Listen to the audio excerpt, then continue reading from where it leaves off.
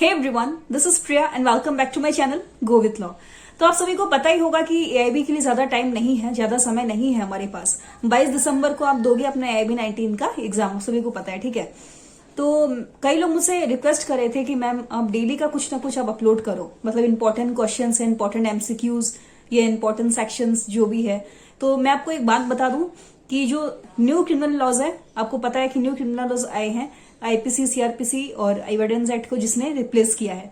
तो ये कंपैरेटिव वे में कैसे आपको स्टडी करना है, ठीक है। Important sections of IPC plus BNS, CrPC plus BNSS और Indian evidence act plus BSA, तो ये तीनों का पीडीएफ मेरे पास अवेलेबल है, ठीक है। पेड सर्विसेज है, एकदम डिस्काउंट में आपको मिलेगा, एकदम कम से कम प्राइस मैंने वहां पे रखा है ताकि सभी बच्चे वहां पे मतलब खरीद सके उसको, है ना। तो बिलो 300 रुपीज की प्राइस में आपको 3 पीडीएफ मिल जाएंगे। तो अगर आपको पीडीएफ चाहिए तो आप मुझे प्लीज व्हाट्सएप पे मुझे पर्सनली आप मुझे मैसेज करिएगा, तो मैं आपको पीडीएफ प्रोवाइड करवा दूंगी, ठीक है। आज इसमें हम बात करेंगे इंपॉर्टेंट क्वेश्चंस और important topics, important sections of advocates act के बारे में, जो कि कई सारे क्वेश्चंस फ्रेम होते हैं प्रोफेशनल एथिक्स में से, ठीक है, और professional misconduct of an advocate. आप सभी को पता होगा कि आप जब सिलेबस देखोगे अपने एआईबी का, तो सिलेबस में मेंशन किया गया रहता है प्रोफेशनल एथिक्स और केसेस ऑफ प्रोफेशनल मिसकंडक्ट। इन दो टॉपिक्स में से 4 मार्क्स के क्वेश्चंस आते हैं। तो मैंने कुछ प्रीवियस ईयर के क्वेश्चंस मैंने पिक किए हैं यहाँ पे, लास्ट 3 to 4 ईयर्स के पेपर में से। बहुत मेहनत से मैंने ये क्वेश्चंस फ्रेम किए हैं, ठीक है। और इंपॉर्टेंट सेक्शंस आपको बताऊंगी जो कि एडवोकेट्स एक्ट के लिए बहुत ही ज्यादा इंपॉर्टेंट है। देखिए, ज्यादा क्वेश्चंस इससे फ्रेम नहीं होते हैं एडवोकेट्स एक्ट से, सिर्फ 3 से 4 नंबर के क्वेश्चंस पूछे जाते हैं, तो घबराने वाली बात कोई नहीं है, ठीक है। तो आइए हम स्टार्ट करेंगे आज का वीडियो। और वीडियो स्टार्ट करने से पहले अभी तक आपने मेरे चैनल को सब्सक्राइब नहीं किया तो जल्दी से कर दीजिएगा, ठीक है, क्योंकि कई लोगों को नहीं पता है। तो मैं एआईबी के लिए बहुत सारे वीडियोस में लाने वाली हूं और भी कई सारी वीडियोस में बना चुकी हूं, तो उसको प्लीज आप ध्यान से चेक करिएगा। जो लिंक है वो आपको डिस्क्रिप्शन पे मिल जाएगा। तो हम चलिए ज्यादा बहुत बर्बाद नहीं करेंगे, हम स्टार्ट करेंगे एडवोकेट्स एक्ट का वीडियो। तो देखिए, एडवोकेट्स एक्ट से आप क्या समझते हैं। पहली बात तो ये, एडवोकेट्स को जो भी रूल, वकीलों को जो भी रूल वहां पे दिया गया है, ठीक है, जो भी एथिक्स है उनका, जो भी एटिकेट है, ये जो भी कर्टिसी है, गुड मैनर्स बोल लो, ये सारे के सारे कैसे आप उसे सस्पेंड कर सकते हो, कैसे मिसकंडक्ट के लिए सजा दिलवा सकते हो, कैसे उनका केसेस को लड़ा जा सकता है, कहाँ पे केस फाइल होता है एडवोकेट्स के रिलेटेड, ये सारे के सारे डिटेल्स हमें देखने को कहाँ पे मिलता है, एडवोकेट्स एक्ट 1961 में, ठीक है। तो ये देखिए, मैंने बैरेट यहाँ पे लिया है एडवोकेट्स एक्ट 1961 का। तो हम बात करेंगे कुछ इंपॉर्टेंट सेक्शंस के बारे में। तो देखिए, ज्यादा क्वेश्चंस इसमें से फ्रेम नहीं होते हैं, मैंने 4-5 साल के पेपर को भी देखा है, तो मतलब कई क्वेश्चंस इसमें से रिपीट भी होते हैं। और इंपॉर्टेंट सेक्शंस में आपको बताऊंगी, बहुत छोटा सा टॉपिक है ये एडवोकेट्स एक्ट 1961, ठीक है। तो इसमें चैप्टर्स में देखिए ज्यादा चैप्टर्स नहीं है, इसमें सिर्फ और सिर्फ 7 चैप्टर्स है, 7 चैप्टर्स है, ठीक है।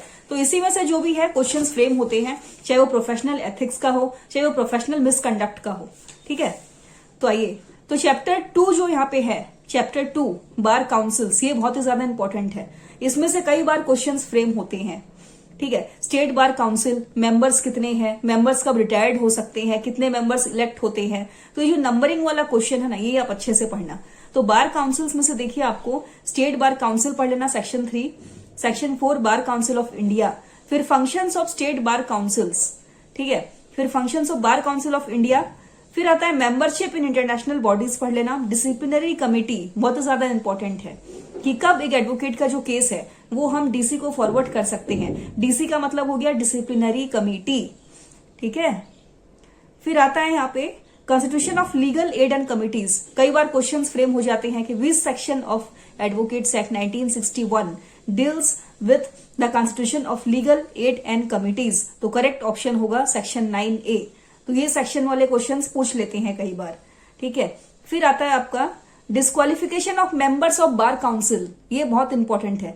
Disqualification of members of bar council, कब आप बार काउंसिल के मेंबर्स को डिस्क्वालिफाइड कर सकते हैं, या ऐसी कौन कौन सी गलतियां हैं, कौन कौन सी मिस्टेक्स है कि अगर वो कर लेते हैं तो उन्हें सस्पेंड किया जा सकता है, ठीक है। फिर आता है power to make rules, section 15, बहुत ही ज्यादा इंपॉर्टेंट है, इसको आप पढ़ लेना।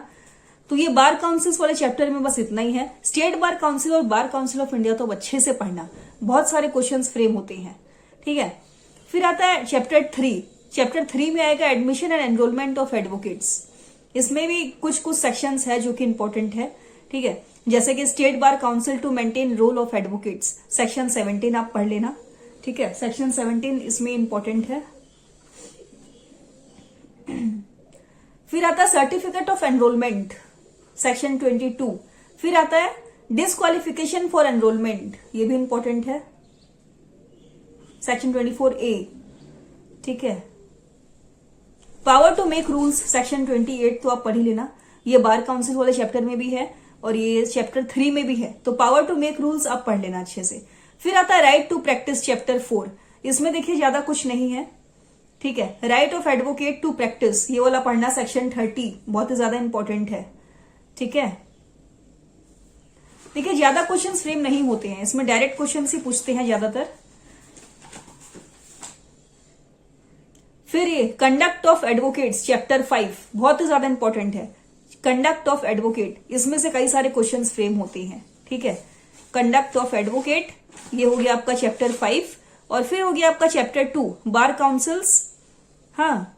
फिर राइट टू प्रैक्टिस, चैप्टर 4, और chapter 3, admission and enrolment of advocates. तो कंडक्ट ऑफ एडवोकेट्स में देखिए आपको क्या क्या पढ़ना है। Punishment for advocates for misconduct, one of the most important section under advocates act 1961, ठीक है, बहुत ही ज्यादा इंपॉर्टेंट सेक्शन है ये।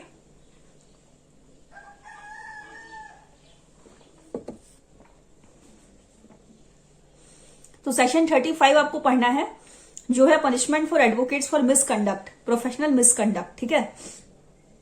फिर आता है disciplinary powers of bar council of India, bar council की जो डिसिप्लिनरी पावर्स है वो क्या क्या है। फिर आता है changes in constitution of disciplinary committees, section 36A। फिर आता है disposal of disciplinary proceedings, section 36B, ये भी इंपॉर्टेंट है। फिर appeal to the bar council of India, section 37, most important section. फिर आता है पावर्स ऑफ डिसिप्लिनरी कमिटी, क्या क्या पावर्स है डिसिप्लिनरी कमिटी के, ठीक है। ये सारे के सारे जुड़े हुए हैं एडवोकेट से, क्योंकि हम बात कर रहे हैं एडवोकेट्स एक्ट के बारे में।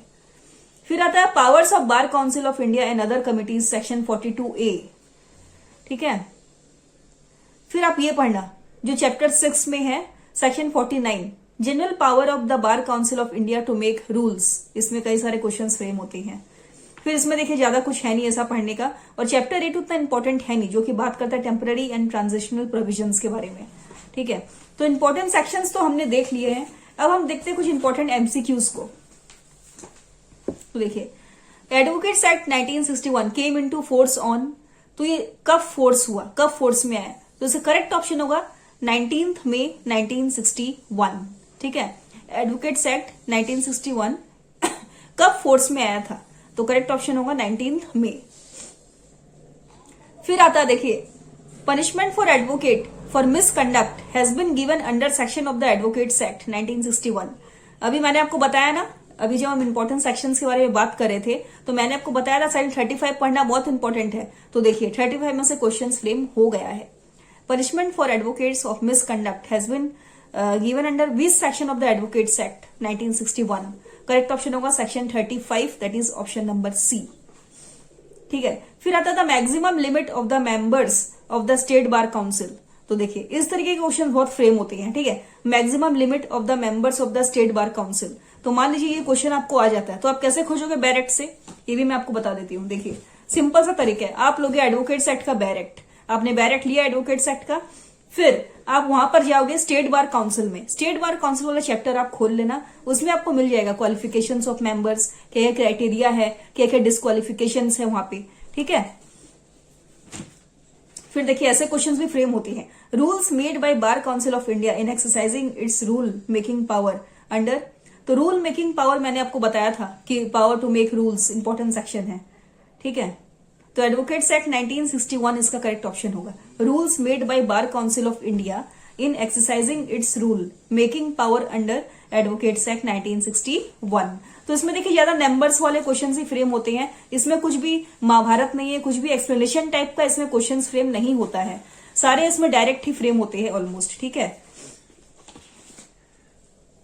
हाँ एक केस है, देखिए प्रोफेशनल मिसकंडक्ट का एक केस है यहाँ पे। In which of the following landmark case, ठीक है, the advocate was held guilty of professional misconduct as he had forged the court order. और भी कई सारे केसेस हैं प्रोफेशनल मिसकंडक्ट के, मैं वीडियो बना चुकी हूँ बहुत पहले, अच्छे से चेक करिएगा, ठीक है। आपको चाहिए और भी केस लॉस तो आप मुझे कमेंट करिएगा, मैं वीडियो ले आऊंगी। हाँ, करेक्ट ऑप्शन होगा इसका प्रताप नारायण वर्सेस वाईपी रहेजा। तो इस केस में देखिए क्या हुआ था, एक एडवोकेट को गिल्टी हेल्ड किया था कि उसने प्रोफेशनल मिसकंडक्ट कमिट करा है। क्वेश्चन को ध्यान से सुनिए पहले। In which of the following landmark case the advocate was held guilty of professional misconduct as he had forged the court order, यानी कि कोर्ट का जो नकली ऑर्डर है उसको निकाल लिया गया था, नकली सील स्टाम्प जो भी है वो सब मार लिया गया था कोर्ट का, ठीक है। तो इसीलिए एडवोकेट को क्या किया था भाई, गिल्टी हेल्ड किया था कि उसने प्रोफेशनल मिसकंडक्ट कमिट करा है। ये कौन से केस में हुआ था, ये हुआ था प्रताप नारायण वर्सेस वाईपी रहेजा। इस केस को हम डिटेल में अभी डिस्कस करने वाले हैं। हाँ, फिर आता है which section of advocates act 1961 provides power to bar council of India to make rules. मैंने आपको बताया था ना, bar council of India, power to make rules. Power to make rules बहुत इंपॉर्टेंट है, प्लीज आप इसको अच्छे से पढ़ना, ठीक है। करेक्ट ऑप्शन होगा सेक्शन 28 ऑफ एडवोकेट्स एक्ट 1961। ये आपको डायरेक्ट इंडेक्स में मिल जाएगा, देखो। तो ये डायरेक्ट क्वेश्चन से फ्रेम होते हैं एडवोकेट्स एक्ट से, ठीक है। फिर section 42 of the advocates act 1961 provides for, ये भी आपका आ चुका है क्वेश्चन, ठीक है।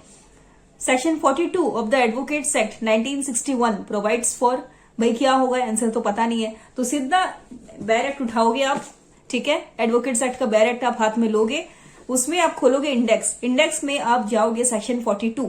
तो 42 में क्या है भाई, हाँ, तो करेक्ट आंसर मिल गया। 42 में क्या है, ये है, बस आपने लिख दिया, ठीक है। हाँ, which section of the Advocates Act 1961 deals with general power of the Bar Council of India to make rules? ये क्वेश्चन देखिए कितने बार आ चुके हैं, power to make rules. Bar council of India का अलग है power to make rules, state bar council उसका अलग है पावर टू मेक रूल्स। तो ये बहुत ज्यादा इंपॉर्टेंट है, ठीक है। फिर देखिए, what penalty is prescribed for person illegally practising in courts under the advocates act 1961। ये भी आपको मिल जाएगा, पेनल्टीज वाले सेक्शन में जाना, इंडेक्स में मिल जाएगा आपको।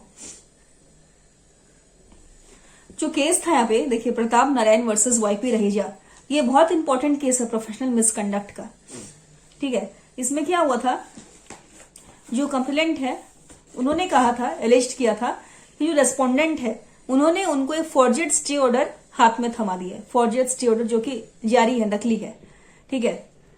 While no stay order was passed by the court, हालांकि कोर्ट से ऐसा कोई भी स्टे ऑर्डर पास किया ही नहीं गया था। तो फिर क्या हुआ, इस केस में क्या हुआ, रेस्पोंडेंट ने अपनी गलती को स्वीकार किया, उसने ये बोला कि ये जो फॉर्जेड स्टे ऑर्डर है, ठीक है, रेस्पोंडेंट ने ये कहा कि ये जो फॉर्जेड स्टे ऑर्डर है ये मैंने नहीं दिया, ये मेरे क्लर्क ने मुझे दिया था आपको देने के लिए, यानी कि उसके एडवोकेट ने उन्हें दिया था कि ये तुम दे दो, कंप्लेनेंट को दे दो, ठीक है।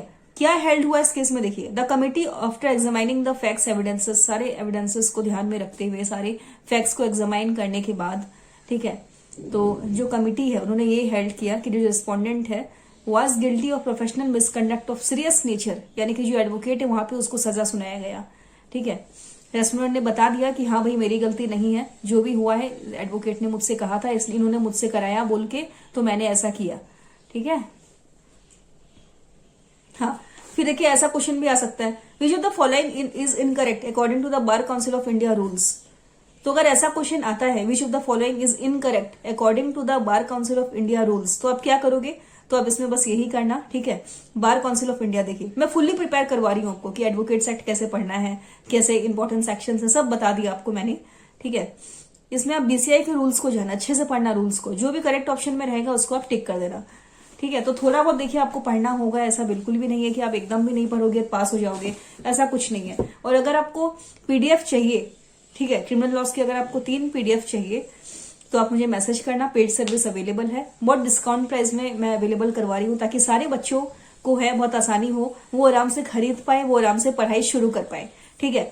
और कॉन्स्टिट्यूशन का भी पीडीएफ आपको मिल जाएगा, लेकिन काम हमारी जो टीम है वो भी काम कर रही है इस पे, तो प्लीज चैनल को सब्सक्राइब करिएगा। ये वीडियो अगर अच्छा लगा तो प्लीज वीडियो को लाइक करते हुए जाइएगा। और कई लोग मुझसे ये भी पूछते हैं कि मैम आप जो क्वेश्चंस बता रहे हो क्या वो एग्जाम में आने वाले हैं, चांसेस है। देखिए अब जब आप रजिस्ट्रेशन कराते हो बार काउंसिल में, आपको पता रहता है कि रजिस्ट्रेशन तो भाई करा लिया हमने, लेकिन क्या हम पास होंगे, गारंटी है नहीं ना। रजिस्ट्रेशन कराने के बाद भी कई लोग फेल हो जाते हैं। तो ये चीज देखिए एक प्रयास होता है, कोशिश होता है। अगर ऐसे ही सोच के अगर आप बैठ जाओगे कि नहीं कोई सिक्योरिटी नहीं है, सिक्योरिटी है, तब आप लाइफ में कभी आगे नहीं बढ़ पाओगे। तो ये देखिए मेरा एक छोटा सा प्रयास है ताकि आप सारे बच्चे एआईबी पास कर ले अच्छे से। मुझसे जो बन पाता है मैं करती हूँ, करते आ रही हूँ, कल भी किया था, आज भी कर रही हूँ। तो कोई डाउट्स हो तो मुझे कमेंट में जरूर बताइएगा। और वीडियो अच्छा लगा तो प्लीज वीडियो को लाइक करते हो जाएगा, चैनल को सब्सक्राइब करते हो जाएगा। Thank you, bye bye, take care everyone. I wish you very very very good luck for your exam.